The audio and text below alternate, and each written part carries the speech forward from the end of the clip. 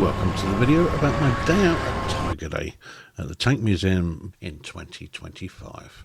After entering, you're met with a static display of a whole load of different vehicles. There's a Comet, there's the original M4 Sherman from the film Fury, the one that Brad Pitt commanded, as well as a whole load of light vehicles. As I got there fairly early in the day, had a chance to get into the conservation shed first of all, and this place is just packed to the rafters with tanks and armoured fighting vehicles, all waiting for a bit of TLC before they can be put on display, or even go around the arena back in working order. It wasn't just vehicles that they had on display, there was a whole load of small arms that had been brought back from different conflicts, and as you can see, there is a fair collection here, including a Type 1 and 2 FG42, which in themselves are worth a fortune. So outside the conservation area, we have essentially the main square. There's a few retailers here and caterers, plenty of seating, but we'll be back here later. So into the arena now for the first display of the day, and first up we have a whole load of reconnaissance vehicles. So the Kettengrad, the Daimler Dingo, a couple of Jeeps, one of which is by Ford, but unfortunately I can't remember which one it is, a Daimler Ferret, as well as the Chaffee, and we'll certainly be seeing the Chaffee later.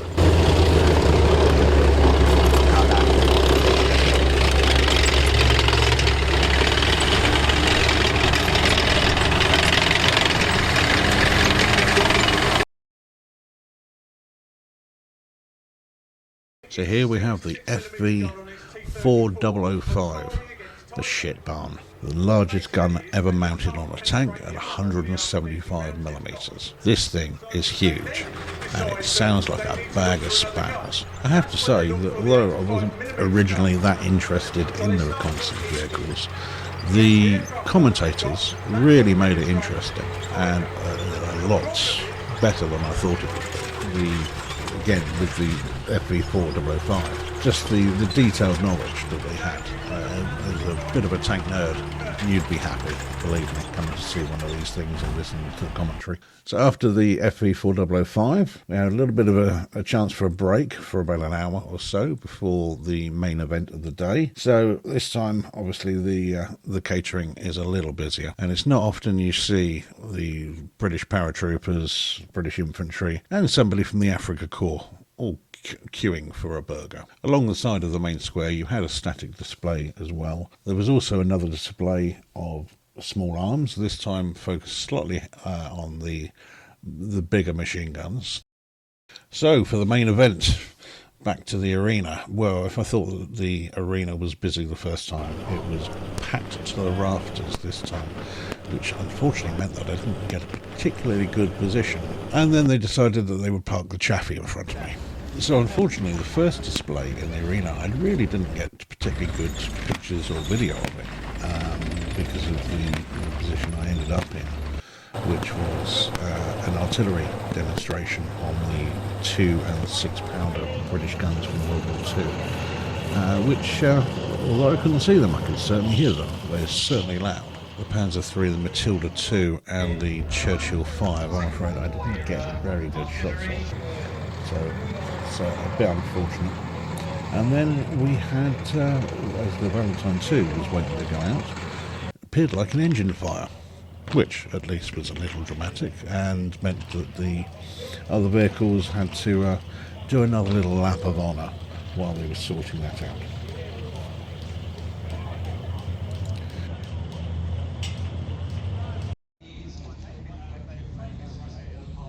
At this point, I have to say I did give up on the position I was in and ended up moving, which is something I really should have done about 20 minutes beforehand.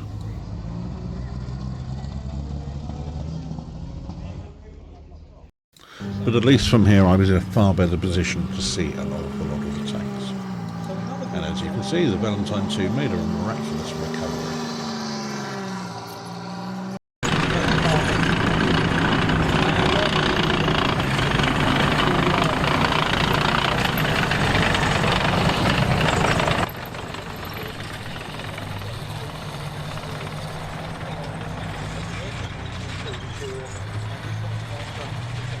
the FV 4005 is based on the Centurion chassis and was designed to destroy IS tanks at around 3,000 yards, well before the IS has got in range, effective range of the Allies. Those vehicles in fact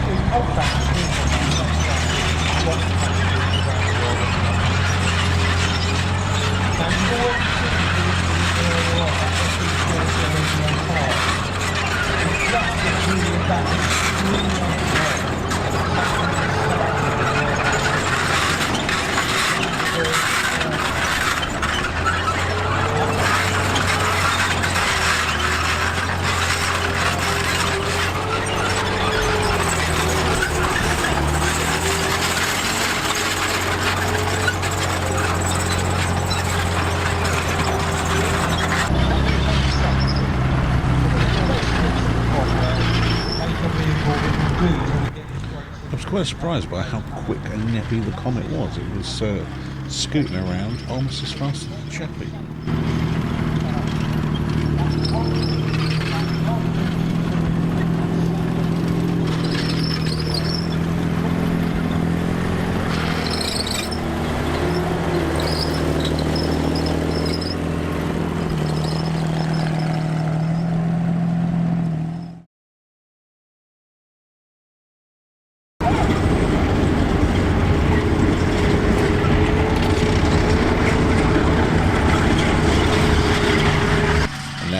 Finally, for the main event, the star of the show appears, Tiger 131. I have to say, as many times as I've seen this tank before, it's only ever been a static exhibition. It's really intimidating to see this thing coming towards you. We're kicking up the dust and smoke, the noise it makes, the size it is, the fact that it is big when it's still 700 metres from you and just keeps growing as it gets closer and closer to you. It's really very impressive little kit, and well done to the Tank Museum for keeping it going.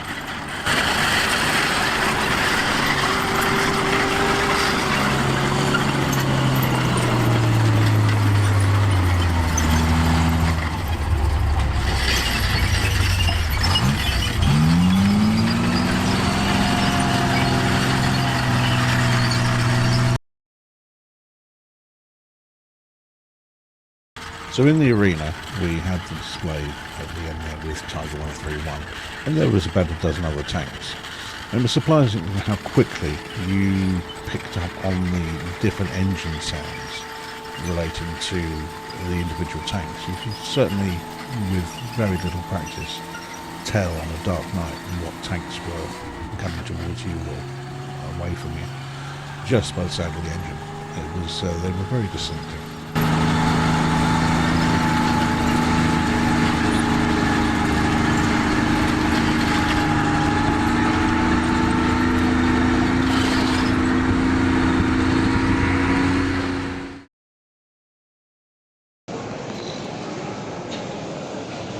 So with the final display in the arena done, there was still time to head into the Tank Museum itself, have a quick look at some of the exhibits to see how they've changed over the years.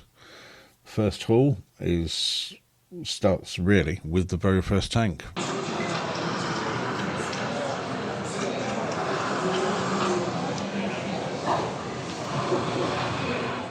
There really are quite a few halls here with all sorts of tanks in them, from the very first Willy tank through World War One, the interwar years, World War Two, Cold War, all the way through until the 2020s. There's pretty much something here for just about everyone.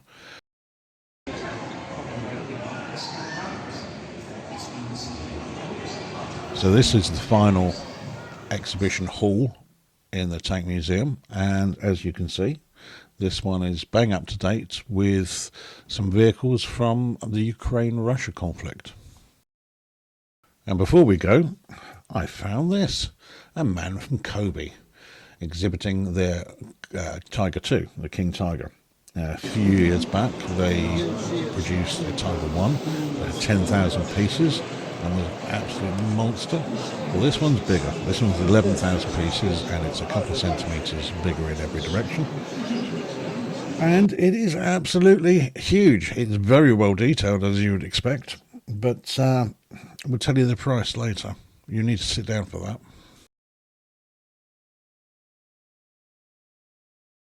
There was also dioramas with other Cobi. The price of the Tiger 2 that comes out in September from Cobi, you're sitting down, it's almost £800. £799. You need deep pockets for this one. So that was my visit to Tiger Day at the Tank Museum at Bovington in 2025. Fantastic event, very, very well organised. Can't speak highly enough of the crew there at the museum. They were very, very knowledgeable and very well organised, and it was a very, very good day. I would highly recommend anyone who gets a chance at going, grab a ticket. You'll probably need to do it well in advance. There aren't any tickets on the door on the day. And hopefully you've liked this video. If you have, please like and subscribe to the channel, and I'll catch you again. You take care. Bye-bye.